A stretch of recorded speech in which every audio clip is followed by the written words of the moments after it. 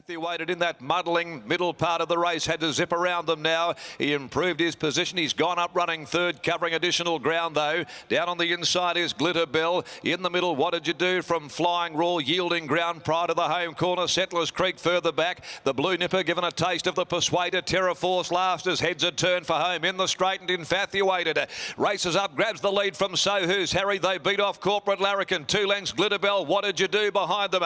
Coming to the 150. Infatuated the leader. Settlers Creek looming as the big danger. It's the immediate threat, and Terra Force is coming through between them as well. Settlers Creek, Terra Force lunging at it late. Don't think it got there. Made it very interesting, however, right on the line. It's close. Hold on to your briefs. It's either Terra Force or Settlers Creek, and they beat off Infatuated with What Did You Do fourth home. Then came the Blue Nipper, So Who's Harry, Glitterbell, Flying Raw, and Corporate Larrikin last to greet the judge. He'll need the photo.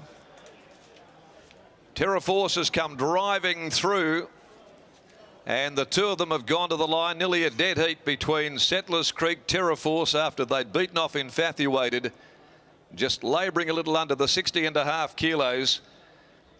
As we wait for the placings, Settlers Creek looked all set for victory, but Terra Force, with Pike pushing through that narrow opening, has come at him with one last gasp to try and wrench victory from Settlers Creek on the line.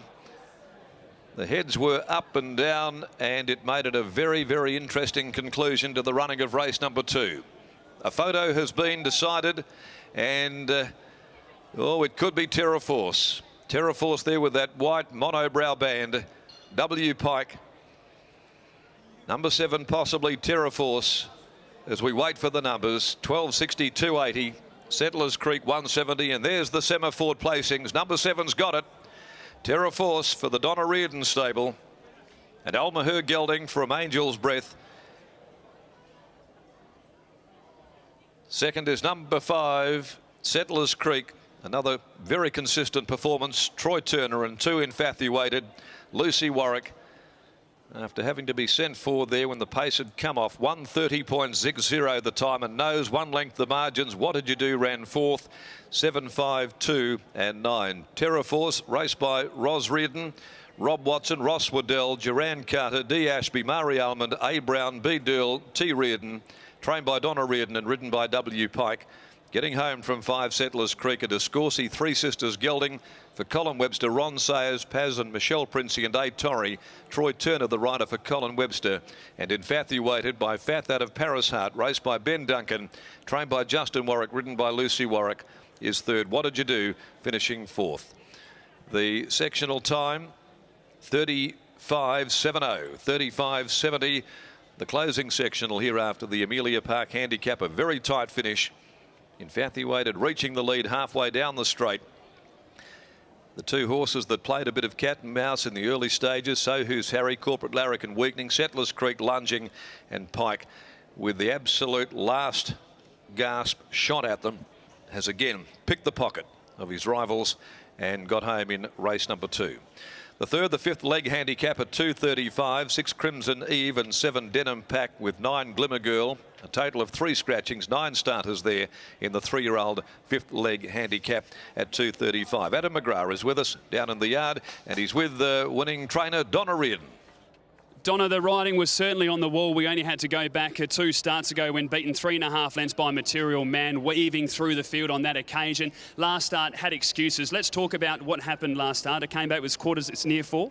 Yeah, he sort of got knocked over a bit early and got a bit tightened, and that was okay. And he's come around the corner last week, and we're not really sure he trod in a hole or slipped or something, and he's come through and actually got his shoes caught and come through and grabbed himself, which has caught at his heel, and it was just a little bruise and it was nothing really, and luckily, and Jerry was a bit worried. He sort of got going and then sort of faltered again, so she pulled him up tried to pull him up and sort of sat up on him looking after the horse, and that's the main thing. Now you go back to that run 2 starts ago, as I mentioned, you were weaving through the field. Today you knew there was going to be plenty of speed on, but at the top of the straight it didn't look very nice.